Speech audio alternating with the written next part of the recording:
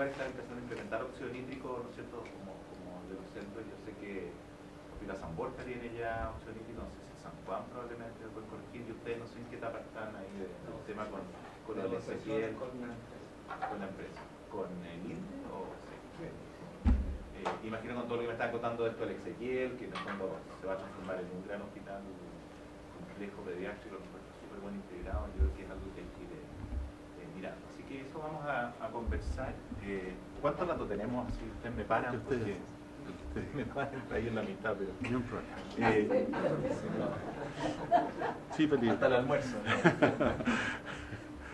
Vamos a conversar acerca entonces de la falla respiratoria, estos niños que llegan con óxido nítrico y requieren acordarse nomás que en la transición normal, que es muy importante que baje la resistencia vascular pulmonar, es muy importante que se empiece a absorber el líquido, empiecen a aumentar los espacios aéreos, que importa cuando llega oxígeno. Y este estrés de roce también es bastante importante cuando empieza a ocurrir flujo pulmonar. Y más que nada un poco para acordarse que aquí hay producción de óxido nítrico, prostaglandina, y luego aumenta la presión de auricular izquierda y se cierra el ducto. Ahora, es bien importante que todos nosotros nacemos y producimos óxido nítrico, prostaglandinas, pero además inhibimos la endotelina 1. Y ese es un proceso que todos deberíamos hacer, pero ustedes comprenderán que hay familias, probablemente, con ciertos polimorfismos que no son capaces de hacer lo mismo. Y de repente se junta una noxa y están visto niños con la misma injuria o el mismo registro, con la misma radiografía, uno termina en ECMO y el otro está en un halo o con CPAP. Y eso debe acordarse que es importante que lo tenemos en forma endógena. Un poco más complicado y en la revisión de conducta que pueden ver, sobre todo los pecados y todo para que lo revisen. Tenemos acá la célula endotelial y la célula muscular lisa. Entonces, un aumento de lo que sería este vaso. Y aquí es donde aumentan todas estas dos vías que son muy importantes, que tienen que ver con el óxido nítrico y la otra que tiene que ver con COX, ¿no es cierto?, ciclooxigenasa, etc. Toda la vía del óxido nítrico tiene varios, vamos a ver varias cosas. Aquí se produce a través de la arginina y pasa, ¿no es cierto?, se produce ahí óxido nítrico. El óxido nítrico aumenta finalmente el GMP cíclico, inhibido por la fosfodiesterasa 5. Ustedes saben que por ahí actúa, ¿no es cierto?, y finalmente este aumento del GMP cíclico por este lado que va a bajar el calcio y produce vasodilatación en la célula muscular lisa. Y también por el otro lado pasa lo mismo un poco con el AMP cíclico inhibido por la fosfodiesterasa 3. No sé si ustedes saben que aquí actúa la inulina y algunos otras terapias. La hipertensión pulmonar, como decíamos, es muy importante, esta presión que tiene que disminuir, pero a veces cortocircuito derecha, ¿no es cierto?, izquierda, a través del ducto foramenoval, y esto va a producir muchas veces hipoxemia, ¿no es cierto?, severa mantenida, y es complicación de muchas de las enfermedades que uno ve pulmonares, de cualquier tipo. Esto es una incidencia que más o menos están vistos 2 por 1000, 1 por 500, más o menos que vemos. Y varios años atrás, esto tenía una mortalidad entre un 10 y un 40%, incluso más atrás. Pero hoy día ya vamos a ver que va atendiendo esto más bien a cifras cercanas del 10% que otro día. Aún así en Chile, como hace unos 12 años probablemente se morían todavía 200 niños con falla respiratoria y hipertensión pulmonar, que es más o menos un 10-15% de la mortalidad neonatal. Pero esto probablemente ha ido cambiando porque saben que cifras muy exactas es difícil recuperar. Esto para acá, quizás, ¿no?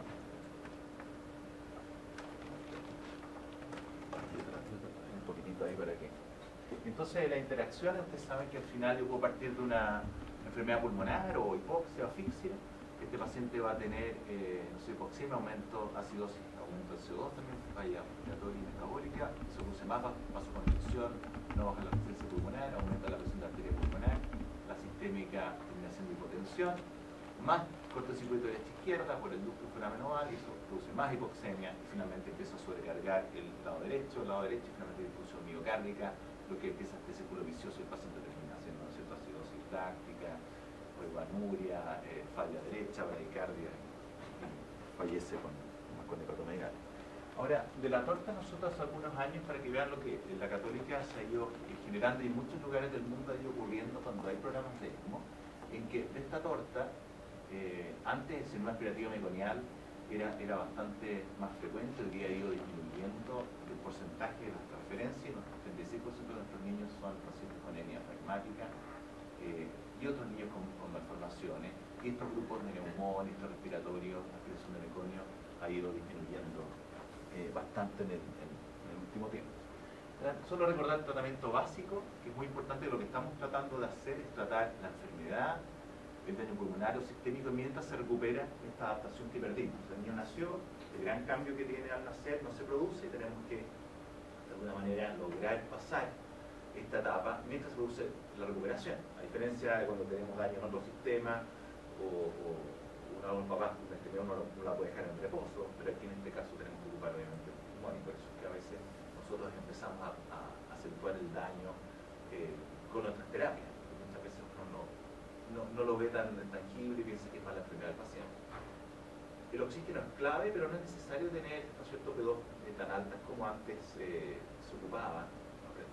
70 sería suficiente, no producir hipertensión por daño del oxígeno, corregir lo que hay infección, poliloguria, las cosas subyacentes, y tener una buena corrección metabólica, buenos accesos arteriales y venosos clave para poder monitorizar, no funcionar y obtener el monitoreo hemodinámico y los exámenes. Y habitualmente ocupamos sedación y muy poca parálisis, sobre todo en neonatología, porque eso altera la distensibilidad, sobre todo en algunas patologías. Y ya yendo a las terapias avanzadas, tenemos aquí el vaso, ¿no es cierto?, está la vía de la endotelina, que no vamos a hablar hoy día de eso porque es muy importante como vasoconstrictor. Y si yo no suprimo la endotelina dentro, al nacer, se inhibe la apoptosis, y en el fondo las células musculares lisas tienen una señal como de seguir reproduciéndose, se empiezan a aumentar de tamaño. También el óxido nítrico, ¿no es cierto?, si se inhibe, y por efecto de la endotelina que actúa en el receptor A versus el B, empieza a engrosarse también la capa muscular. Y las prostaglandinas tienen otra vía también, que ya no es el día de comentarlo, pero dejarlo ahí claro. De las terapias, que ustedes conocen varias, la verdad es que si uno mira lo que está aprobado y lo que no está aprobado, esto es lo que hacíamos principalmente antes, 15, 20 años atrás, y que hoy día no se ocupa y que no tiene ninguna comprobación que funcione. Hay dos terapias que sí tienen demostración importante, con buenos metaanálisis y demostración controlada normalizada, que es el óxido nítrico y el ECMO.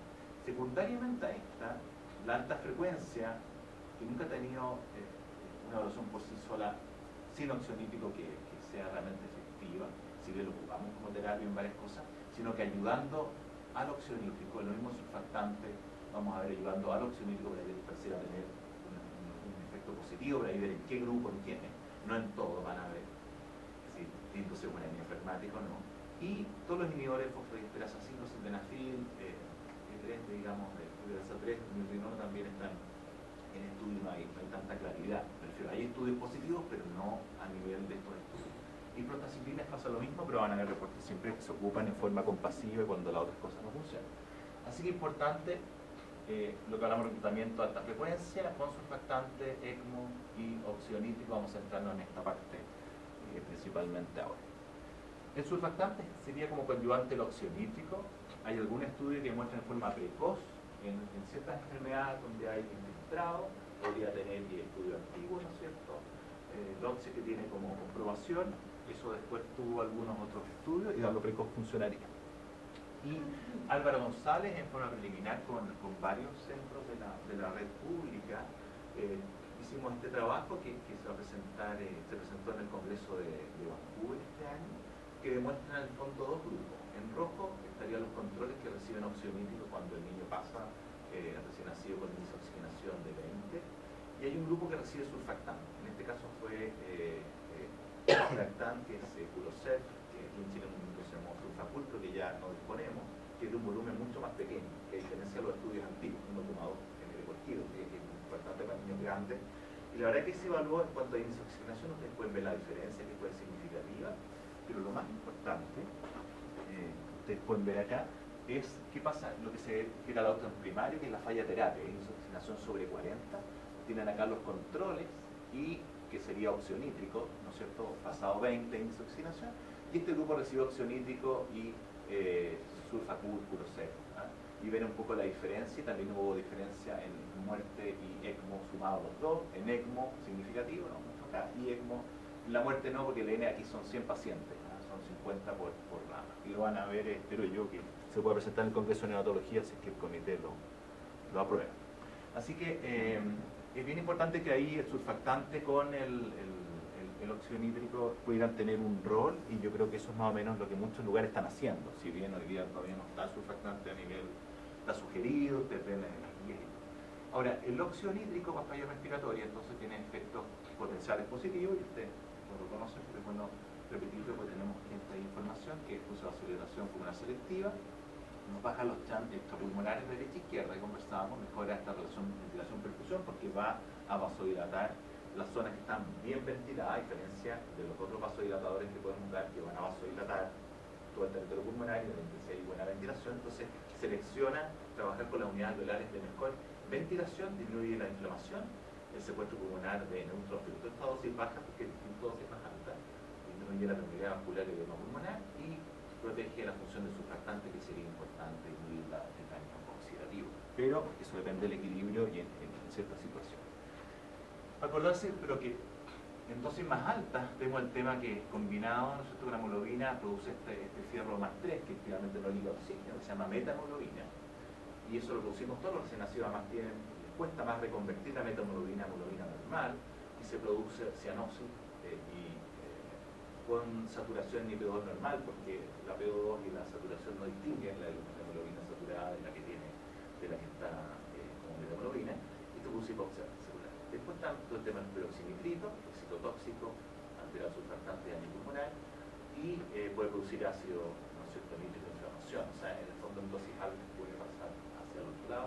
Por eso que antes, cuando esto partió y la gente empezaba como todo a subir las dosis de óxido nítrico, llegábamos a 40 partes por millón, 50, 80 partes por millón, y empezábamos a ver efectos adversos. Y después se encontró que sobre 20 partes por millón actualmente no hay un beneficio mayor, salvo en casos con difusión plaquetaria o con los prematuros. No vamos a tener ese tema, pero ahí está lo importante en cuanto a una demostración que sirva claramente los prematuros. Y hay otras teorías, ¿cierto?, no sabemos bien a largo plazo si va a producir algún efecto de otro tipo, pero no hay evidencia por ahora. Entonces, mostrándonos, ¿cierto?, que el óxido nítrico, estas son figuras que hace Satian, que es un médico que trabaja con Bernstein, que hace unos dibujos maravillosos que algún día deberíamos imitarlo porque es un muy buen hipertensiólogo pulmonar, y hace estos dibujos que además explica súper didácticamente cómo llega el óxido nítrico, ¿no es cierto?, a las zonas bien ventiladas, y eso produce vasodilatación. En cambio, estas zonas no llega, donde hay más enfermedad pulmonar, porque si yo vasodilato estas zonas voy a tener más hipoxemia y puedo agravar. Y ahí alguna vez también está el tema, ojo al sildenafil, para que se acuerden que podría producir eso en algunas enfermedades en que vasodilata. Así que ahí seguimos óxido nítrico de alta frecuencia. El estudio clásico de Kinsella siempre hay que recordarlo, porque la verdad que este estudio, si bien tiene varios años, es el estudio principal desde el punto de vista de respuesta a óxido nítrico de alta frecuencia, pero recuerden que esto es alta frecuencia con óxido nítrico, iban a óxido nítrico alta frecuencia y después se cruzaban. Y lo interesante, bueno, demuestra varias cosas, no creo en detalle. Uno es que en diafragmática, ustedes saben, la respuesta a alta frecuencia, óxido nítrico, la combinación de los dos es mala, no más de un 10 o un 15%. En esta época sí eran niños que entraban con índice sobre 40, eran como el candidato a ECMO, que en el fondo entraba, que es distinto lo que pasaba.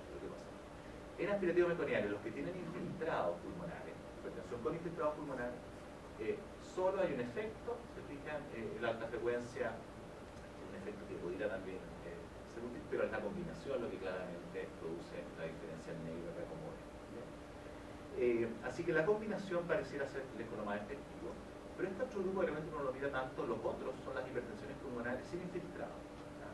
Uno de estas radiografías más bien negras, flujo pulmonar más bien disminuido, a veces puede uno tener la duda, estas hipertensiones pulmonares, uno ve un buen volumen corriente. En eso, cuando se aplicó en el fondo alta frecuencia solo, incluso no solo no mejoró, sino que alta frecuencia solo, sino que incluso es peor. Y la combinación, o sea, el óxido nítrico solo también no anduvo tan bien, pero anduvo mejor. Así que acá en el fondo, en usar alta frecuencia solo, si bien lo ocupamos muchas veces nosotros en patologías con infiltrado, y fantástico porque los tenemos y no tenemos óxido nítrico, claramente hay que usarlo, pero hay que pensar que ese niño no tiene óxido nítrico y que la vía que es lo que recomiendan es óxido nítrico. Así que usarlo siempre pensando que este niño tengo que moverlo, trasladarlo a un centro óxido nítrico u otra cosa, porque a veces ahí me puedo equivocar. Y el óxido nítrico tiene un buen metaanálisis bien demostrado en cuanto a muerto, el requerimiento de ECMO que baja, el requerimiento de ECMO y la muerte. Y disminuyó el uso de ECMO a la mitad en los años 90. El año 92 fue la época con más ECMO, el fallo respiratorio natal, y eso bajó a la mitad. Lo otro interesante, porque Kinsella lo hizo para pacientes con índice sobre 40, pero cuando conducen esta revisión empiezan a mirar los estudios y miran el índice de oxigenación en enrolamiento. Fíjense que los primeros eran 40, 30, 20. Si bien esto no es un estudio que uno puede entender, claramente se asocia, cada uno de los estudios está repetido acá, y el uso de ECMO, cada vez los estudios con índice menor de agotamiento van requiriendo menos ECMO. Ahora, obvio que son niños menos graves, pero todas las demostraciones van a que probablemente entre 20 y 25 índices de oxigenación, a diferencia de lo que era antes, el efecto va a ser mucho mejor, entre más precoz se dé, va a funcionar mejor. Y esto se estudió también aquí, bueno, una cosa preliminar. Antes de la era ECMO, ustedes pueden ver una experiencia de más de 50 niños que llegaron a la Católica cuando tenían pocos centros con oxigénico, y ven qué pasa la respuesta inicial con índices bajo 35 versus sobre 50, qué pasa con la respuesta sostenida, que es mucho menor, pero sobre todo los que fallecen. O sea, el niño que entra a oxigénico con sobre 50, la verdad que tiene mucha más chance de fallecer.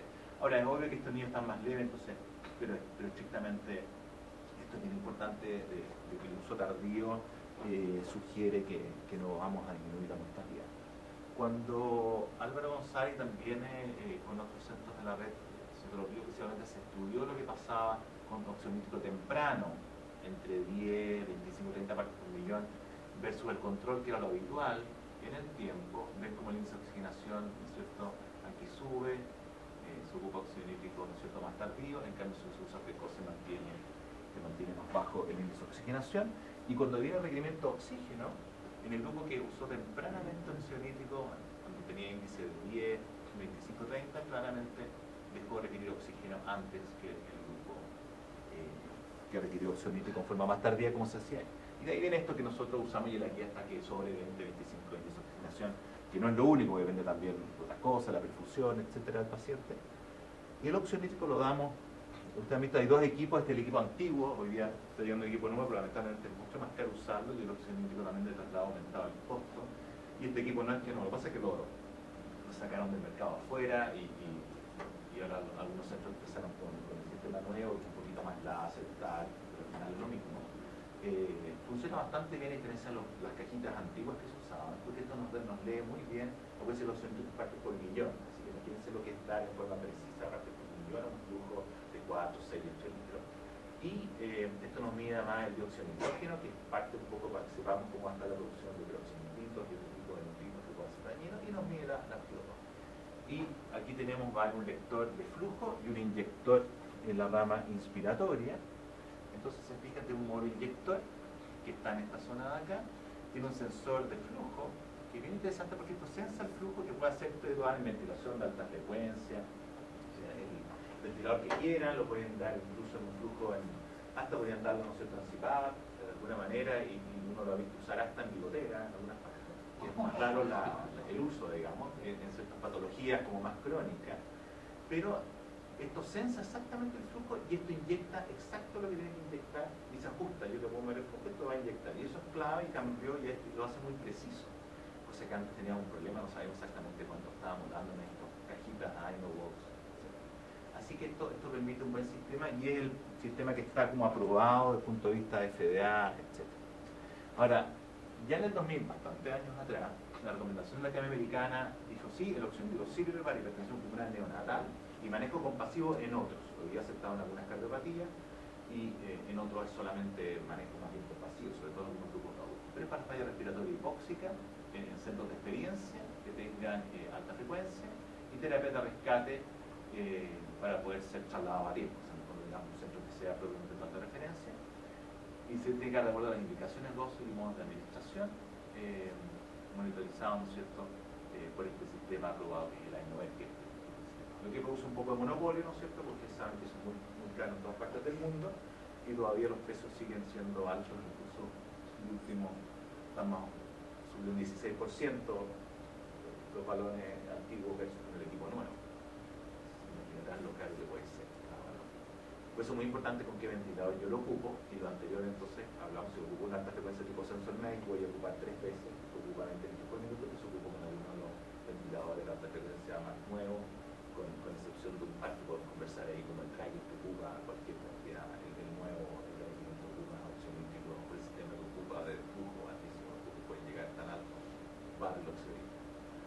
Y hay que hacer una ecocardiografía previa para descartar cardiología congénita. total y evaluar la hipertensión pulmonar. Lo muy importante es descartar que estoy tratando lo que PO2, ¿no es cierto?, para mantener saturaciones más altas. Hablamos de la PO2 que 60, 80 se estaría bien. Surfactante cuando hay infiltrados pulmonares difusos podría ayudar junto con alta frecuencia y junto, ¿no es cierto?, la oxímetro más surfactante, corregir lo habitual, ¿no es cierto?, el glicarmato cada vez lo damos menos, y si lo damos en bolos muy seleccionados por todas las evidencias que hay, y tratamos de corregir todo lo que provoca hipotensión, ¿no es cierto?, podemos ocupar drogas como la dopamina, y sedamos con fentanil o con morfina, incluso dependiendo cómo esté el estado pulmonar. Y después el oxionítrico, ¿cómo lo usamos? Hay varias formas de usarlo, ¿verdad? Porque como es caro, en algunas partes ocupan el oxionítrico hasta que el niño baja 50% de oxígeno. Nosotros, en el fondo, habitualmente el otro protocolo que hacemos, que es este, que en el fondo partimos con 20 partes por millón, como el efecto máximo de reducción de la resistencia pulmonar y de oxigenación, un ecocardio para controlar la hipertensión, con índice sobre 20-25, iniciamos 20 partes por millón y lo vamos bajando 4 o 5 las primeras 4 o 6 horas, porque produce como vasodilatación y después se mantiene. Es un poco como las prostaglandinas cuando uno lo ocupa inicialmente. Después vamos bajando, 4 partes por millón cada 24 horas y suspendemos ya si la PO es bajo 0,6 y el índice está bajo 10. Mucho más rápido bajar a 10, después más lento en el fondo 5 y de 5 hacia abajo aún más lento, depende de la cantidad de días porque yo estoy inhibiendo mi oxionítrico sintetasa endotelial. De esta manera voy ahorrando un poco más de oxionítrico, digamos, y la verdad que se puede hacer. Y ventilación de alta frecuencia y oxionítrico como rescate si existe enfermedad pulmonar difusa, como lo que hablábamos, y en etnia flegmática es un poco distinto, trato de usar ventilación sincronizada más permisiva desde el punto de vista del CO2 y oxionítrico de alta frecuencia ante fallo de respuesta. El oxionítrico, como les decía, en etnia flegmática no hay una demostración que sea útil, incluso es casi un marcador de requerimiento de, ¿cómo se llama?, ECMO. Y la tercera etapa, que esto es lo que hacíamos antes, alcalinizamos, pH 7,6, hiperventilación, con CO2 bajo, otras drogas, y ahí uno empieza a recibir niños con prostaglandinas, sildenafil, y un montón de cosas. Habitualmente esto es lo que ya no usamos. Y ya nos pasamos a la cuarta etapa, que sería el ECMO. Y ahí vamos a hablar de ECMO. Preguntas hasta acá de oxionítrico, porque me cuenten qué idea tienen o qué piensan o qué dudas tienen, sobre todo si están pensando en el futuro de algún medio de implementarlo. Y ahí vamos a hablar de la segunda parte de ECMO, un poco de los resultados. ¿Alguna cosa en especial? ¿No? El camino del oxionítrico es como lo más discutible, porque ninguna, o sea, no hay que admitir que la primera cosa ya no se hubiera, porque han pegado con 4 o 5 partes por millón y nadie sabe trabajarlo. Bueno, la batería es importante, pero como está muy multifactorial, a veces se cree que uno está protegido con un oxímetro basal de 4 o 5. La pesa usted típica de hay niños que en realidad son los que responden rápido y eso puede estar en oxímetro 3, 4 días. Ya cuando tú pasas de muchos días probablemente vas a tener ese problema que al bajar vas a tener rebote. Ahora, bien interesante, el tema que saca, pero tú pudieras medir presión arteriolítico B y con eso te puedes saber que el estudio bien bonito hace un par de años nomás, que es que el que quedó con presión arteriolítico cuando suspende el oxímetro más alto es el que tiene más chance de rebotar versus el que no. Y es bien bonito porque en el fondo puede tener un punto de corte que lo es interesante mirarlo y estudiarlo, para saber el rebote, porque normalmente se queda pegado sin saber. La ecocardiografía sirve, el perfil atletismo podría servir, y entre más largo también uno piensa que tiene que suspender más lento, entonces uno dice, no importa, pero siempre tratar de ir bajando, ¿ya? Si no puedo, aparte por millón cada 12 horas, o cada 24 horas, o medio, para ir bajando lento. Y cuando no se puede, en línea enfermática, es típico de que ahí sí uno se queda pegado, porque uno debería hacer una prueba retirar, en la práctica una vez termina manteniendo los objetivos por distintas razones. Ahí el sildenafil ha demostrado puede bajar las dosis y pudiera pasar también para otros pacientes que uno le costara mucho hacer un destete o baja en esos pacientes con sildenafil. Porque ese paciente ya estamos hablando, si está en eso es porque alguna cosa personal propia de hipertensión pulmonar tiene, más allá de la noxa habitual, que puede ser una presión de colon, una neumonía, y probablemente va a necesitar que sea sildenafil como para salir. Entonces son bastante, te fijas, caso a caso, con demostraciones de grupos pequeños. Hacen una desaturación en niños, un rebote, claro. Claro, eso te disminuye el rebote, y lo que digo interesante, si uno pudiera medir perfectamente de qué del estudio, lo tengo por ahí, pero no mostrarlo, uno claramente ve el punto de corte y puede decir que va a andar quizá unos días más, oxínicos, más lento. El tema en todo esto es con la alta frecuencia. Si tú bajas muy rápido, que se mejore la enfermedad, o el óxido nítrico también muy rápido para el rebote, que a veces los rebotes son peores que lo hemos visto. Pero yo en el último tiempo me iba aprendiendo, ¿qué les pasa lo mismo con las patologías distintas, la radiografía, los gases, la ecocardiografía ya más dinámica y mirando de forma más constante, que el niño ya uno debería ir bajando. Pero la mitad de los niños requieren pocos días. Ahora, lo interesante es que uno va a gastar, va a gastar óxido nítrico, pero la verdad que bastante más ahorro ocuparlo precoz que ocuparlo, como muchas veces pasa cuando el niño tiene el dedo de ECMO, y ahí partir alta frecuencia en 20, índice de oxigenación, y partir el óxido nítrico hasta en 40. Claramente la respuesta va a ser menor, el riesgo de ECMO es mayor, que es lo que queremos tratar de evitar, y finalmente va a salir igual más lento. Uno se siente, siempre, o el óxido nítrico fuera más barato, realmente lo usaríamos, pero hubo mucho tiempo, en muchos lugares, problema, no estaba ni codificado. Ahora en el GES está mucho más metido, los jefes de servicio sufren menos que antes, cuando los años antes un sufrimiento, los que hacen jefe de servicio, yo creo que se sigue ordenando más. Ahora los precios, estamos ahí no muy bien, porque vamos más al otro lado. Yo creo que la otra competencia, que es el Liquid, está metido ahí, se metió en Argentina, pero empezó a cobrar de otra manera, realmente por día de pudiera ser un poco mejor, pero al final los precios son muy parecidos. La verdad que al final es como en cuanto a las farmacias, que se ponen de acuerdo, ¿no? Javier, cuando van bajando el óxido nítrico, ¿siempre lo mantienen en alta frecuencia o pueden pasar a una ventilación más gentil? No, podemos pasar a una ventilación más gentil. Después con el ministerio vamos a mostrar el flujograma que nosotros trabajamos y que no lo nombramos acá. El óxido nítrico yo lo puedo ocupar desde convencional, sobre todo si el niño no tiene infiltrado o no está muy grave, yo puedo partir incluso en 15 índice de oxigenación en convencional y ver respuesta. Y a la salida, habitualmente pasamos a convencional con óxido nítrico y después bajamos sustancias de esa manera. Más que la alta frecuencia, siempre tratamos de usarla pensando todo lo que decimos como la ventilación mecánica. Uno piensa cuándo lo voy a sacar, aquí tratamos de decir, ¿cuándo voy a poder sacar este niño de alta frecuencia?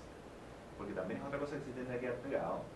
Y uno va haciendo turno y no se me muere en mi turno, aunque digo, no sé, pero no se turno, hacemos, también hago turno está bien y uno está ahí, entonces pero lo vas perpetuando hasta que es como una especie de ruleta. Entonces, a alguien le va a tocar en 5 o 6 días más, el niño va a estar con más daño. ¿Por qué? Porque la alta frecuencia es útil, pero es más fácil también pasarse impresiones, estar dañando el pulmón sin darnos cuenta, porque tenemos menos monitoreos fuera de la radiografía. Si bien en el futuro va a haber alta frecuencia que te va a medir bien la intensividad, te va a medir el volumen pulmonar, va a ser bastante menos ciego, hoy día hacer una alta frecuencia bien ciega. Esta teoría de la radiografía, no sé qué todo. Entonces lo que hacemos es tratar rápidamente de pasar y probar convencional después de un par de días. Y preocuparnos mucho la humidificación, por si después no me acuerdo nombrarlo en la alta frecuencia. Así que eso, sí.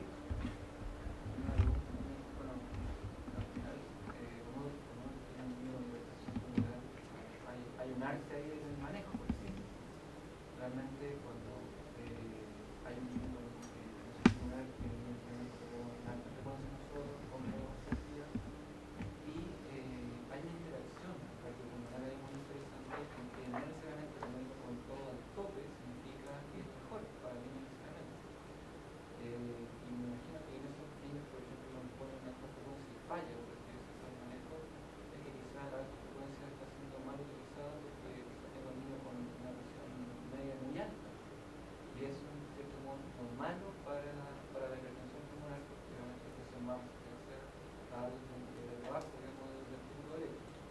Entonces, la pregunta es, ¿cómo ustedes hacen ese manejo, digamos, de irse, cómo se van guiando y saben que no tengo al niño, por ejemplo, claro, lo tengo muy bien refutado, pero a la vez lo tengo con mucha presión media, o al revés, lo tengo con mucho nótropo, y eso me está siendo perjudicial a mi trabajo ventricular?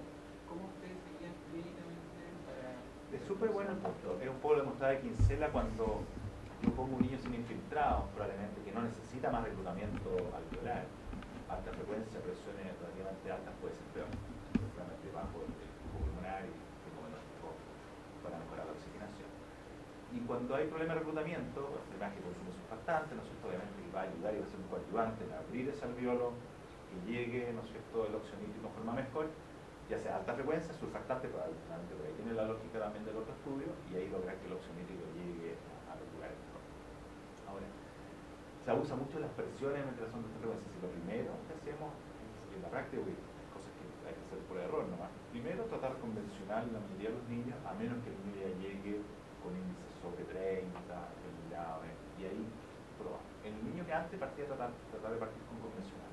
Muchas veces vemos un niño trasladado que lo tenemos con presiones muy altas, lo sacamos del ventilador convencional del traslado, incluso mejores, que el traslado se porta súper bien. Muchos de ellos, que están demasiado grandes. Esa es la primera cosa. La segunda cosa, cuando está ya en alta frecuencia, tratamos siempre de ir probando reclutar, pero bajar. Siempre reclutar y luego bajar las presiones. Medir por radiografía, que es lo poco que tenemos, y por los gases también mirando.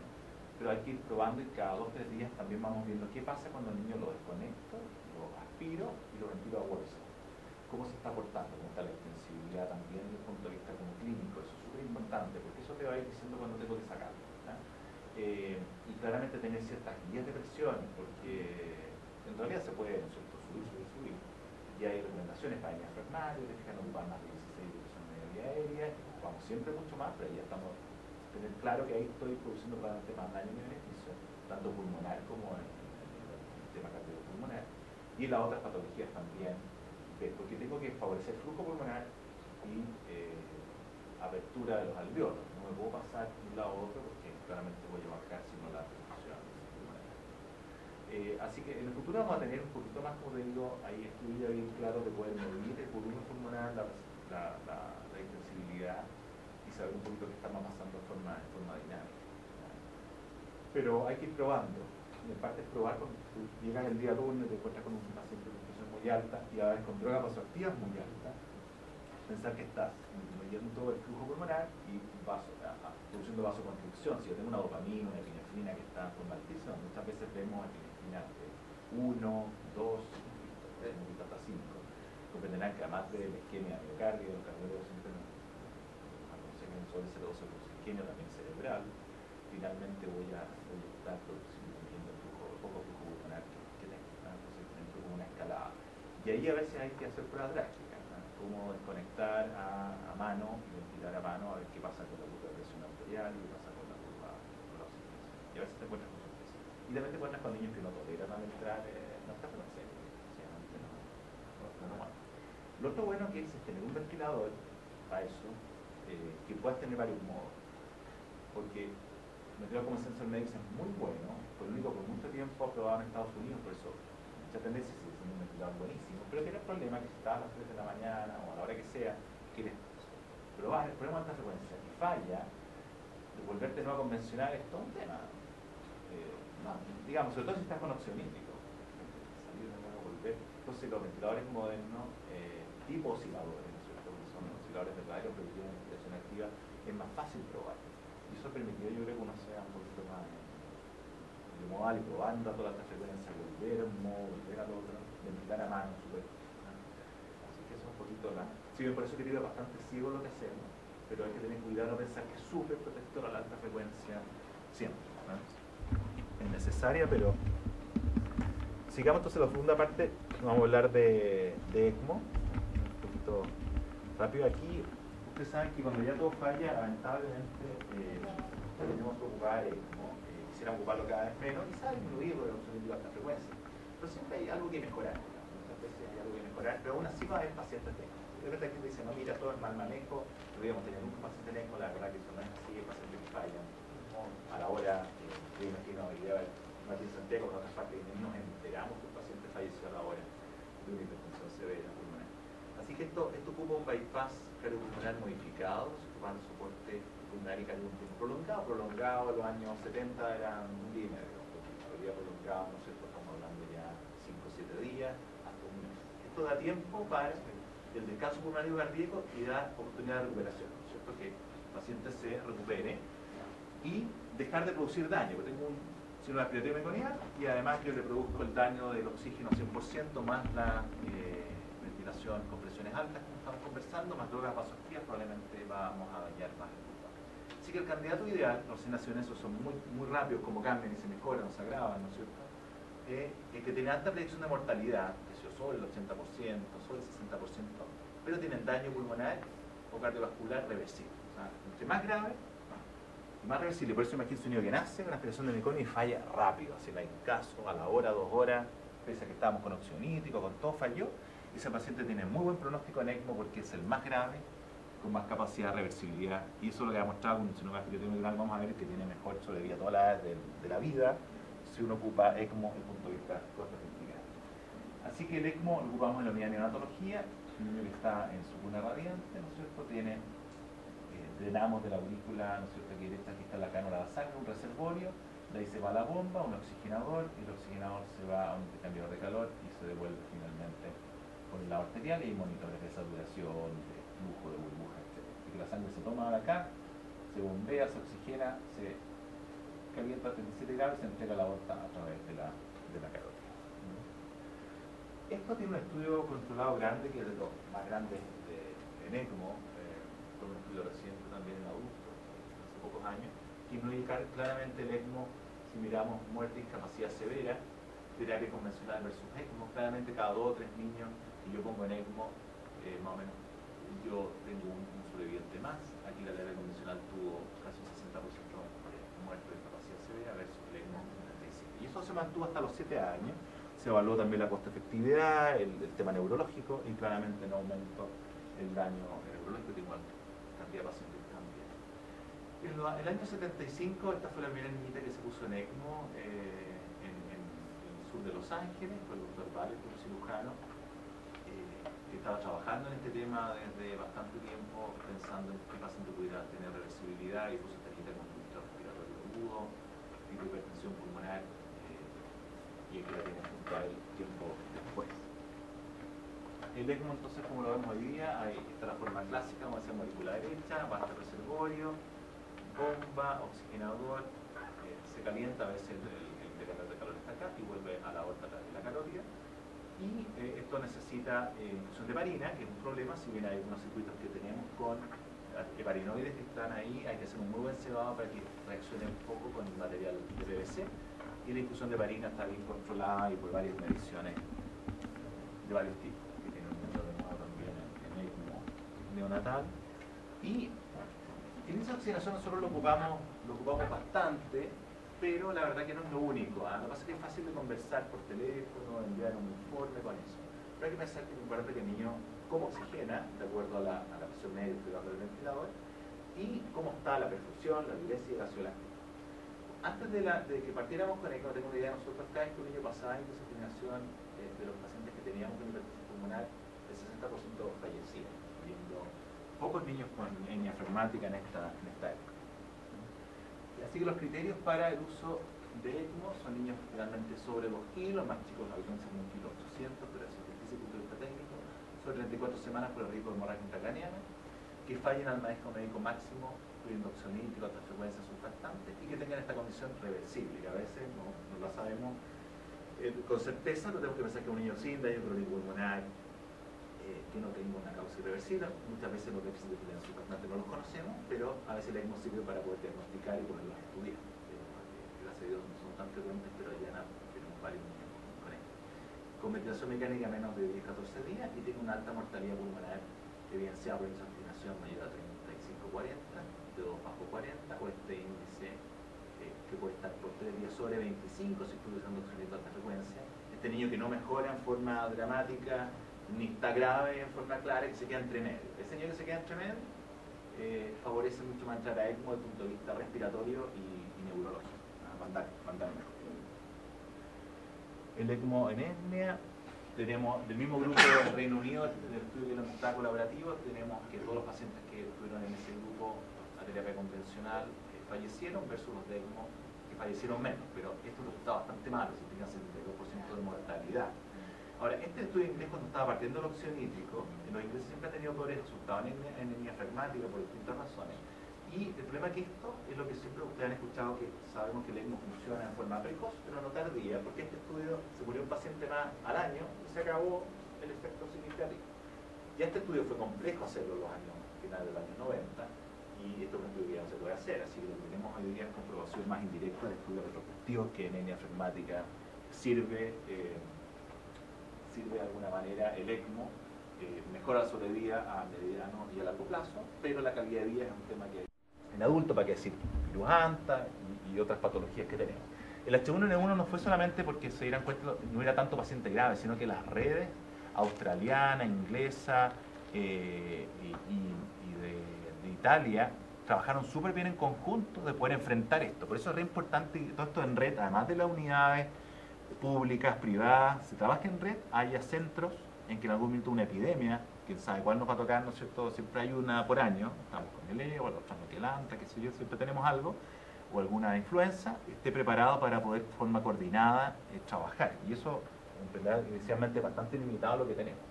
Ahora, la instrucción del ECMO hoy día, a diferencia que antes el neonatal era mucho más frecuente, hoy día el neonatal es un 20% de la torta. Y fíjense el adulto, que era nada, era mínimo, era casi inexistente. Hoy día, mirando el año 2013, en estos reportes de edad se transformaron en 25%, y junto al adulto también. Y este es el otro importante neonatal pediátrico cardíaco y el pediátrico respiratorio, que también es bastante frecuente. De la sobrevida de los recién nacidos, esta es la sobrevida en rojo al alta, 75% de los pacientes respiratorios neonatales sobreviven al alta o traslado, los cardíacos un 41%, y esto es reanimación cardiopulmonar, y en total 72% de sobrevida neonatal, que son de las mejores sobrevidas de todas las edades. ¿Ah? En cualquier cantidad. ¿Ah? Y eso en globo, porque están metidos. Si yo miro a los pacientes respiratorios, esto es súper importante porque es bien importante saber el diagnóstico y saber si es reversible. No siempre lo sabemos, pero saber qué aconsejar a los papás. Fíjense entonces lo que hablamos. De este grupo, que son reportados del año 85, son 27.000 recién nacidos, que el grupo sigue siendo el grupo más grande porque antes era muy neonatal. El aspirativo meconial tiene una sobrevida al alta o traslado 94%. Este paciente, que tenía un 80% de probabilidad de fallecer, ahora tiene un 94% de sobrevida. Está 7 días en ECMO en promedio, 2-3 días en ventilador mecánico convencional y quizás una semana más o 5 días en oxígeno. En promedio, siempre hay más y menos, se va a la casa. Acuérdense que todos los que vimos hace 10 años o 11 años para atrás, y probablemente que algunos se pasen, no iba a ECMO, pero no fallecía, porque el ECMO no es un paciente moribundo solamente. No fallecía, yo me acuerdo que los teníamos 2 meses, 3 meses en la unidad, finalmente con daño a la vía aérea por alta frecuencia, traqueostomizado, con algún daño neurológico, algún otro evento. O sea, claramente que demuestra eso, que de una enfermedad grave, parte del daño lo teníamos que hacer nosotros, sin querer, con oxígeno, con alta frecuencia, con drogas. O sea, claramente la enfermedad por sí, si tú la dejas descansar, en 7 días al niño lo tienes perfecto, a menos que tenga una cosa, no sé. Membrana hialina, hipertensión pulmonar 77, sepsis 73, y neumonía es un poco más baja porque aquí se mezclan muchas cosas y está incluyendo a veces algunas bordes de la pertusis. Y etnia fragmática, lamentablemente, ha sido el grupo, ha bajado ya ha aumentado el de etnia en los grupos. Entonces hoy día este grupo va a alcanzar en unos años al grupo de aspiración de meconio, porque hoy día como el 40-50% de los ECMOs neonatales en muchos lugares son etnias diafragmáticas, no en todos, pero muchos de ellos. En los pacientes cardíacos, tiene un paciente cardíaco con ECMO, tórax abierto, un niño con drenaje venoso anómalo pulmonar total, que llegó con cánula esta vez transtorácica, a la aurícula y a la aorta directa. En ellos también hay que conocer, porque si bien el promedio es 41%, la mayoría de estos 5.000 son cardiopatías congénitas, hay que ver que las cardiomiopatías y las miocarditis, también en la edad pediátrica, como el sufrimiento neonatal, tienen sobrevidas muy buenas, a diferencia del paro cardíaco, cuenta trasplante, que para lo neonatal en Chile es imposible, hoy día lamentablemente aún teniendo programa de trasplante no tenemos donantes para eso, y las cardiopatías congénitas es variable. Pero aquí también esto se desarma en diagnósticos. El drenaje venoso anómalo es más cercano a un 60% y un Norwood o una hipoplasia ventricular izquierda más cercana a un 20-25%. ¿Qué pasa en Chile? Ustedes saben, con estas cifras de mortalidad infantil y neonatal, explicando como el 70% de nuestra mortalidad infantil por niños que fallecen el primer mes, ¿no es cierto?, en neonatal, y la mitad la primera semana, ahí donde hay niños que hay que ir a rescatar. Y estos niños en Chile, cuando esto se evidenció con 250.000 partos, tratando de ver por parto y por incidencia cuántos ECMO deberían haber, muy poquitos en el norte, muy pocos en el extremo sur y la mayoría en la zona central. 30-40 pacientes al año, aquí están en verde los centros de hipertensión pulmonar, que ahora hay algunos más, y ECMO acá, para ver la distribución, te fijas cómo estamos distribuidos, todo el oxidolítico acá respectivamente y en Concepción, pronto a partir de cierto Puerto Montt y algunos otros centros que están en el Frique también va a partir. y otro centro en Santiago, y todo el ECMO acá. Cuando esto lo pensamos desde el punto de vista de la rama de neonatología, siempre pensamos que hubiera un centro acá, un centro, los centros de cardiocirugía complejo en Santiago que tienen que tener, y un centro probablemente en el sur.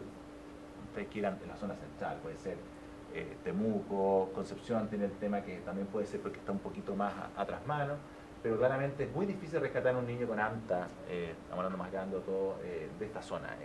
La verdad que estos pacientes están falleciendo, la mayoría, y unos pocos han llegado a Santiago, uno porque la mamá hizo una ANTA y sospecharon su lactante que probablemente podía tener lo mismo.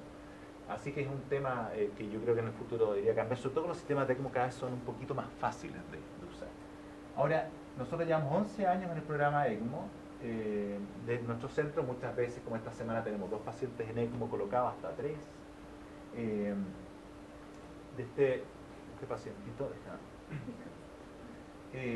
este primer paciente el 13 de mayo del 2003 que entró con ECMO veno-venoso, o sea, con una cánula en que no hacemos bypass verdadero, sino que veno-venoso, y aquí lo tienen en ECMO. Este chiquitito, ustedes lo han visto otras veces, está en seguimiento todavía, ya tiene 11 años, lo seguimos hasta los 7 años, y que está bastante bien, un nivel de hipertensión pulmonar sin causa clara. Tenita con drenaje venoso anómalo pulmonar total, que fue la segunda cardíaca, que también está bastante bien. Hoy día llevamos un poco más que esto, pero los que están ya dados de alto traslado son 134. Cada año tenemos un poquito más, alrededor de 20 pacientes en ECMO al año. Este año llevamos 15 y estamos en agosto recién. Siempre con algunos pacientes que no logran llegar o que el ECMO es limitado, aún en los centros que tenemos en Santiago, que es la Católica Neonatal, la Alemana, y en forma excepcional la Clínica Las Condes y la Santa María reciben pacientes neonatales, pero más en forma infrecuente. La mayoría de nuestro ECMO respiratorio neonatal, 7% respiratorio pediátrico, cardíaco 6% y cardíaco pediátrico otro 7%. Ahora además tenemos ECMO adulto, pero que no está puesto acá. Diagnóstico en porcentaje, para que tengan una idea, de los 117 respiratorios neonatales, la mitad es diafragmática. De ahí expresión meconial un 20% y vamos bajando a los otros que van 5, 10, 12, hipertensión pulmonar sin causa. Y de aquí hay niños con déficit de proteína B surfactante y uno de Los Ángeles con una mutación nueva para BCA3, este transportador que arma los cuerpos lamelares, y los cuerpos papá eran heterocigotos. Ahora, todo esto se pudieron diagnosticar, ¿por qué? Porque al entrar en ECMO, con la sospecha, se mandó el estudio a Estados Unidos y se pudo hacer eso. Son niños de término, la mitad hombre, índice de oxigenación peor antes de entrar a ECMO 58, antes esto era 88, 3, 4 años atrás. Así que vamos mejorando, pero se fijen que todavía los niños llegan con su peor índice bastante elevado. Pero también es comprensible que muchos llegan del sur, no son de Santiago. Acá nosotros hemos vivido, ¿no es cierto?, con usted, Barro Lucas, desde el principio, como los niños iban más graves, y ahora cada vez son niños que se trasladan en muchas mejores condiciones, estamos cerca, son todas cosas favorables. Y los días de ECMO, y antes no podíamos rescatar a nadie de Concepción, hoy día es más habitual. Y no solo para estas terapias, para otras. Y días en ECMO promedio, 9 días. Se incluyen los niños con hernia diafragmática, que son más cercanos a 11, y los otros más cercanos a 7, 8 días. Sobrevidas de estos 134 pacientes, general respiratoria que tienen sobrevida al ECMO y al ALTA. Así que fíjense en lo verde, que es como lo que finalmente interesa. Respiratorio neonatal un 80% sobrevive, cardíaco neonatal un 71%, respiratorio pediátrico un 63%, que estos son N menores, cardíaco pediátrico un 60%. Total 76% sobrevida de neonatos y algunos pacientes pediátricos. Ahora, si solo desglosamos en estos neonatales respiratorios, tenemos hemorragia de línea, que son pocos casos, 100 de sobrevida, aspiración de meconium, que son bastante más casos, como veíamos antes, que era como un 19%, 94% de sobrevida al alta, neumonía 88%, hernia diafragmática un 78%, sepsis 75%, hipertensión, y llegamos a los otros acá que tenemos. Así que sobrevida bastante buena, pese a que algunos niños llegan un poco tarde desde el punto de vista respiratorio neurológico, a veces pusimos más tarde. Esto lo estudiamos en el grupo, tratamos de comparar la era en negro pre-ECMO y la en gris post-ECMO. Todas las hipertensiones pulmonares con índice sobre 25, o sea, las más graves. ¿Ya? Al comparar pre y post-ECMO, vimos cómo aumentaba toda la hipertensión pulmonar, la sobrevida, que está apirotemeconio, respiratoria neumonía, hipertensión pulmonar, y el gran salto fue en parte anemia diafragmática más otras hipoplasias pulmonares, que están metidas hasta las de hipoplasias por displasia renal. Y las otras también subieron, así que, y las no hernia diafragmática y falla respiratoria también subieron. Así que en forma global baja un 75%, prácticamente un 90% sobrevida. Si tomamos todas las hipertensiones pulmonares, aquí están metidos, como le digo, niños con displasia renal, están todos metidos como en la realidad. Si bien cada centro tiene su, como centro de referencia, algunos niños no llegan de un tipo, llegan más respiratorios, etnia diafragmática, como veían. Así que demostró que ser, y esto dio pie a esta editorial, por la misma doctora Steinhorn y Roberta Keller, un poco hablando de qué pasa en el ECMO en otros países en desarrollo, sobre cómo esto se puede implementar. Cuando vimos el análisis que predecía ECMO muerte, y esto es bien interesante porque es local, paciente que hace un neumotórax tiene más chance de terminar en ECMO o morirse. Paciente que llega tarde, cuando ya tiene indicación de ECMO después de las 48 horas. Paciente con hernia diafragmática tiene más chance de terminar en ECMO, depende de los grupos hasta un 50-60%. Y los que lleguen con índice sobre 40, porque es parte de los criterios, pero en el fondo claramente esos pacientes fueron más a ECMO. Y hernia diafragmática, los niños inicialmente superaban en hernia diafragmática, hemos tenido trasladado de una clínica en Santiago, se operó en ECMO, pues lo tienen al alta, en hernia derecha, estas que antes se pensaban que casi no podían sobrevivir, y aquí tienen a esta chiquitita años después en el seguimiento bastante bien. Llevamos hasta el 2012, hoy llevamos 160 pacientes con hernia diafragmática, por este análisis de los primeros 122, y pueden ver aquí en hernia diafragmática son niños ya de término, sus pesos, fíjense acá, muchos con hígado en el tórax, la mayoría obviamente son en hernia izquierda, aquí están todas las hernias, genopatía un 10%, nació en centro un 37%. Diagnóstico prenatal, no tan malo, 74% de los que llegan ahí. Muchos son pacientes todos compartidos con la red, son el 90% pacientes del sistema público, de centros como este y de varios centros de Santa Cuidado. Días de hospitalización, 41 días, ventilación mecánica 23. La sobrevida global de toda la hernia diafragmática un 75%. Y los seleccionados, porque no todos pueden llegar, como la genopatía y otros, a ECMO, un 80% de sobrevida al alta. Esto se ha ido ajustando con el 2013, con niños más graves, y por eso que la cifra anterior que me actualiza un 78%. Pero hay una idea que con un 75 es una cifra razonable. 41 días de media de calidad. Tan largo, largo tiempo. Aquí están todos, con ECMO y sin ECMO, todos los pacientes que quedaron con ECMO. Ahora, ojo que esta estadía, tratando de tomar, incluso hay unos que están más largos todavía, porque se van a su centro de referencia. ¿Ya? Así que ojo que aquí está incluido más que mal cuando el paciente ya se va. Habitualmente se van en CPAP o mejor. Hay de todo, pero en el fondo hay niños que están más tiempo. Y eso es lo importante en la enfermática, la paciencia que hay que tener en las unidades con esos niños. Cada vez yo creo que les tenemos más paciencia. Cada vez los jefes de servicio y los residentes, en el fondo, tienen un poquito más de paciencia que saber que esto va a ser largo. Aún con ECMO, el post-ECMO es mucho más largo y complicado que el ECMO. La parte más fácil es el ECMO. O sea, la entrada, obviamente, pues llegar al traslado, una vez que entra en ECMO, y si no hay complicaciones, que algunos pueda haber, es bastante tranquilo.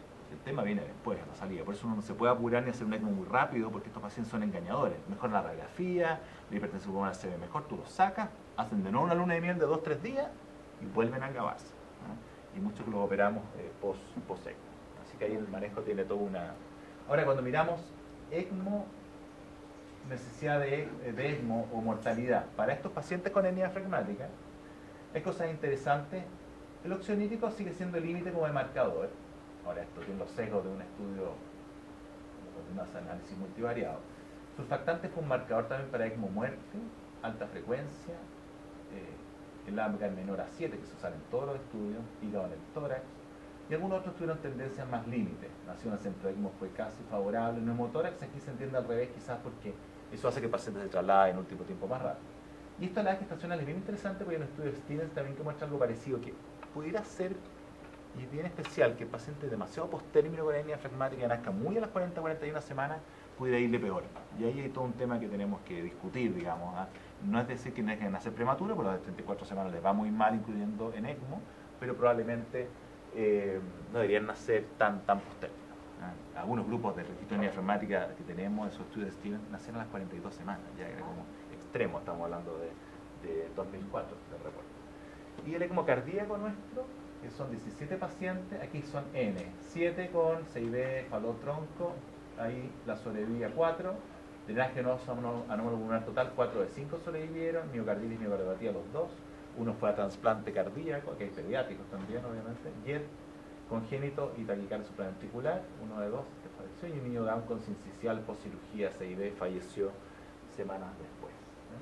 Esto tiene complicaciones, algunas importantes, otras menos. Hipertensión pulmonar tienen muchos de los niños cuando entran a ECMO, coagulación intravascular un 21%, que tiene que ver con el circuito de ECMO, pero las más importantes son convulsiones un 10%, hemorragia intracraniana un 6%, muy dependiente también de lo grave que lleguen, etcétera, anticoagulación, isquemia encefálica, hemorragia pulmonar un 7%, infarto cerebral un 4%, a veces están combinados los dos con infarto y con hemorragia, así que alrededor de un 5%. Y hemorragia gastrointestinal un 4%, muerte cerebral un 2%. Un niño con un coqueluche, con un recién nacido, y otro niño que llegó posparo prácticamente. Falla a veces el oxigenador, se mete aire, etc.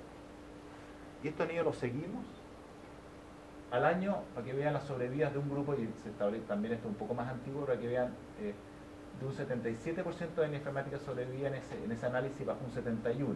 Así que algunos fallecen de hipertensión pulmonar asociado a infecciones virales, virus sincicial, por el tema palizumab que tienen los 20.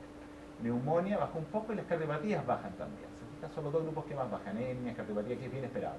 En cambio, la fibrosis meconial, sepsis, la verdad que estos niños, una vez que salen, ahora se hospitaliza como un 30-40% el primer año, pero de bronquitis obstructiva, te fijas, cosas que son más llevadas no necesariamente de UCI. Y aquí tienen varios niños que están en el seguimiento de ECMO en algunas de estas fiestas, y el MDI del Bailey, más del 90% andan bastante bien de la parte mental, pero hay un 10% ojo que tiene algunas alteraciones cognitivas.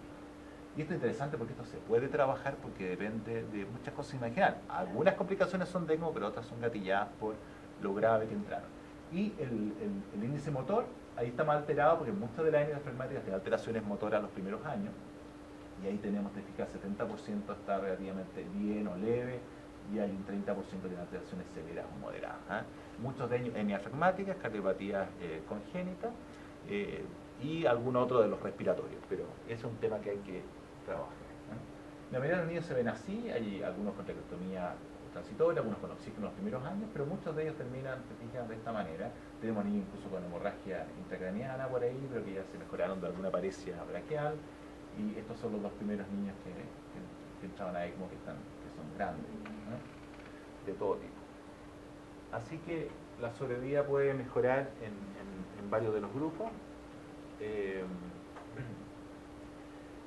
En etnia especialmente es alto en los pacientes cardíacos por los criterios de selección, y mayor riesgo de fallecer el grupo de etnia enfermática. Tenemos que tener planes bien especiales de alto riesgo para ellos también, eso es claro, y en todo el sistema público yo creo que hay que mejorar. El trabajo en red es clave, y por eso es que a nivel del ministerio es súper importante que tengamos criterios de derivación, y estos fueron comunicados, están en la guía, hicimos una teleconferencia, se acuerdan el año pasado, de que si tenemos un niño no en etnia enfermática, primero índice sobre 30, ¿no es cierto?, lo derivemos a un centro ECMO, y si está fuera de la región metropolitana, con sobre 25. ¿Ya? Si tenemos una respuesta parcial, el índice sigue pegado en 25 y pasan 3 días y no mejora, también es un criterio de traslado y quizás de. Y en etnia enfermática tenemos el tema prenatal, que es re importante, ¿no es cierto?, que nazca en una unidad compleja, que tenga alto volumen de pacientes, se habla de 6 a 12 pacientes, eso mejora la sobrevida por sí solo, y se traslada a la madre cuando el hilo hasta el tórax, diagnóstico precoz, ante las 28 semanas en que tenga el HR bajo 1.2 o el observado esperado bajo 35, esta es la relación pulmón-cabeza, o por resonancia de volumen pulmonar total alrededor de las 20 y algo semanas bajo 20. Y con hipoplasia severa y las etnias derechas. Las etnias derechas, en los últimos estudios internacionales no están falleciendo más, como es lo clásico que uno sabe, pero requiere mucho más ECMO. Así que eso también es importante. Y ¿qué pasa con postnatal a centro ECMO? Índice sobre 25, fuera de la región metropolitana sobre 20, o sea, se corrige como unos 5 puntos, porque esto llega más grave. Y con evidencia de hipoplasia pulmonar, con complicaciones como neumotórax, hemorragia pulmonar, hipertensión severa por ecografía suprasistémica mantenida, etnias con herniación hepática, y tengan este índice MABU modificado, que es el tamaño de las arterias pulmonares, ¿no es cierto?, bajo 1.25, bajo 1.3, como en estudios italianos de esto, sobre todo con bajo peso. y eso se puede medir prenatal también. Así que algunos de los flujogramas que, para resumir un poco, hipertensión primaria pulmonar, oxígeno, ventilación mecánica, probar óxido nítrico, si falla o el índice sobre 25 con alta frecuencia, y pasar a los criterios de ECMO. Si tiene enfermedad difusa parénquima pulmonar, oxígeno, oxidativación, índice sobre 20, probar bajo con óxido nítrico, pero también se puede probar con... Este flujograma no quedó bien en la última guía, pero es el oficial que está en corrección, digamos, pues no quedó como un antiguo, pero en el texto está bien. Otras modalidades para terminar de ECMO, exit a ECMO, ¿cierto? Ex-uterine intrapartum treatment, que es cuando hago esta cesárea programada, ¿cierto? Que lo ocupamos hoy día para otras masas cervicales y otras cosas. Esto partió con la hernia flegmática, y en Boston se ha estado haciendo en los últimos 10 años esto de exit, que estaría acá, se sacan suelto hasta la cintura, división de saturometría, y pasa de la circulación placentaria, que tienes como 60 minutos para hacerlo, a ECMO directamente, aquí están las cánulas cervicales. Se ha hecho para secuestros pulmonares. Ahora, el último estudio, ellos demostraron que en realidad esto no ha favorecido ellos mismos los resultados, que es algo que se puede hacer, pero no necesariamente es mejor que esperar la luna de miel, que Nico nazca y ver qué pasa. Pero bueno, está el tema para las lesiones traqueales, hay una cirugía de tráquea, teratomas, ¿no es cierto?, cervicales y otras cosas. También el ECMO puede servir para recibir esos pacientes. Hace poco un quiste bronquial, lo colocamos prácticamente, digamos, todo listo en ECMO para, al nacer quizá iba a tener una alteración cerca de la vía aérea. Y hoy día podemos hacer, pero no existe todavía en Chile, pues a nivel cada vez más, estos dispositivos de asistencia pulmonar, ¿ya? LAD, dispositivo de asistencia pulmonar en inglés, y es un dispositivo sin bomba, es como un hemofiltro, pero que en el fondo es un oxigenador que da un soporte un 20%. Solo con la gradiente de presión de carótida a la yugular, sale de la carótida, se oxigena y vuelve por la yugular, puedo disminuir el daño con este dispositivo cercano a los controles, si lo comparo con IMB, cuando estoy haciendo ventilación mecánica, full, digamos. En el fondo, lo que hago es bajar los parámetros del ventilador, bajar el oxígeno, y le doy un soporte un 20%. Y esto hoy día está empezando a ocuparse en el sueño de la placenta artificial, que llevan varias horas pudiendo hacer esto, y por vía umbilical, esto que se llama neonatopos, que es solo un oxigenador. Tú podrías ocupar, que requiere menos anticoagulación, etc. Esto todavía le falta mucho, pero va a volver a lo que se partió, porque en Washington, cuando partió en los años 60, lo primero que pensaron era una placenta artificial y ponían los prematuros en esto, por vía, unos oxigenadores chiquititos, con bomba por vía umbilical, entonces se dieron cuenta que todos tenían hemorragia pulmonar, hemorragia cerebral cuando eran menores de 32 semanas. Y lamentablemente en Chile es difícil pasar a bombas de asistencia ventricular, como estas bombitas que hacen de ventrículo derecho e izquierdo, y en algunos sistemas pediátricos en adultos, y bajo 2 años muy difícil conseguir un donante, pero en el futuro, quién sabe, regionalizando puede ser mejor. Así que, importante el manejo en red, el traslado precoz, los temas administrativos que siempre se pueden mejorar más, pero que están cada vez, yo diría, mejor, y el seguimiento súper importante de estos pacientes.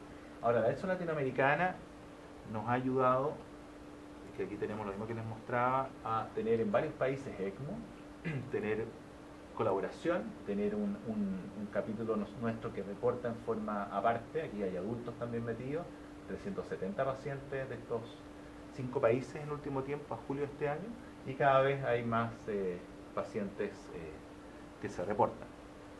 Tenemos un congreso a los que les interesa en diciembre en Sao Paulo, en Brasil, que va a ser el primero, y un montón de instituciones que nos han ayudado a esto.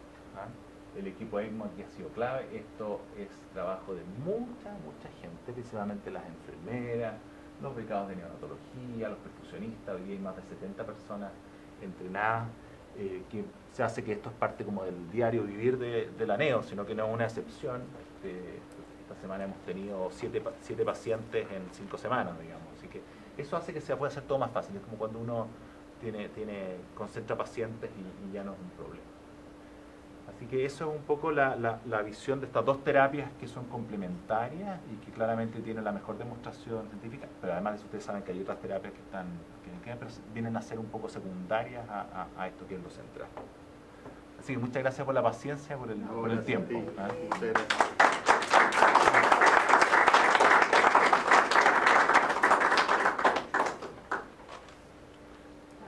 ¿Un minuto de preguntas o algún comentario?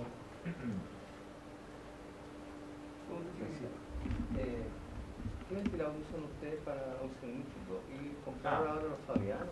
Sí, mira, hicimos un buen análisis el año pasado, bien exhaustivo. jugar con ninguna marca, sino dando ese bien objetivo. Y nosotros siempre tuvimos sensor make, y empezamos a probar y probamos un BN500 que vino en San Carlos de Apoquindo, probamos el SLE 5000. ¿Por qué? Porque en Argentina tienen mucha experiencia hace mucho tiempo, Colombia también, con buenos resultados para integramos. Que aquí en Chile no había representante, había desconocido hasta hace poco. Y llegó entre medio de todo esto, llegó a estos ventiladores nuevos como Fabián, que es un ventilador europeo también.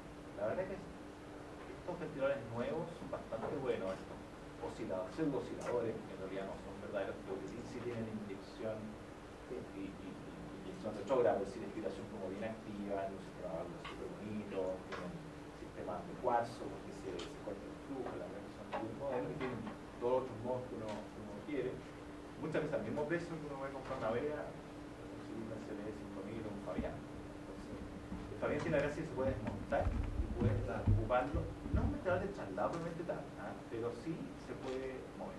O sea, se puede mover y de ahí a Rancagua, y ahora conversando con la gente de Modiquer, nosotros pusimos el examen aquí y sería bueno tenerlo, así que lo tenemos ahí nosotros como el traslado. También es bueno poderlo mover. Ahora, es una ventiladora aprobada para subir un avión, pero se puede porque se desmonta y es chico. Así que, pero después lo probamos en la unidad práctica, porque la verdad son muy buenos los dos. El inglés es un poquito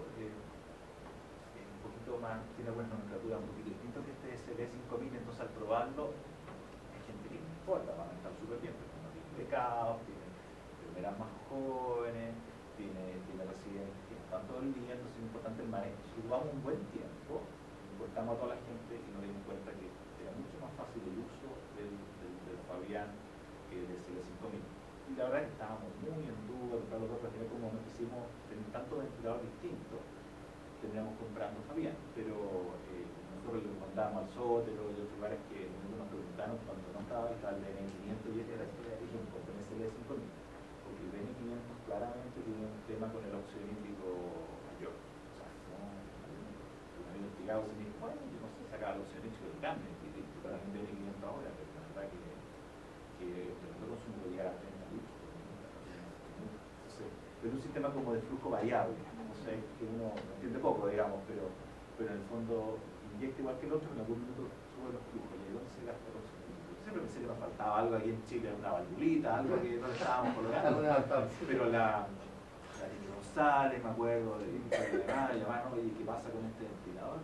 Pues ahí hemos preguntado, porque Matías Luco lo había ocupado en Australia, y era bien bonito el ventilador, incluso compraron uno en San Carlos porque Lager tiene como ahí claro, entonces teníamos un problema con eso. Así que, y en Argentina pasó lo mismo, tú vayas porque la gente levanta la mano y le pregunta ¿qué hago con este ventilador? Desde el punto de vista de los océanos. Así que ese es un tema que es bien extraño que no lo hayan calculado, porque eso en cambio el Fabián y el SLE ocupan 8 litros, el Fabián incluso ocupa menos, así que digamos, en la práctica ocupan un poco menos que el sensor medio, convencional un poquito más. Así que es un tema, cuando uno quiere implementar y ahorrar. Y la verdad es que los precios eran bastante razonables versus una Vea, el Clio siempre nos tentó, pero era carísimo, el sistema de regulación de Clio 2, así que también, bueno, todavía eso está en Europa aprobado.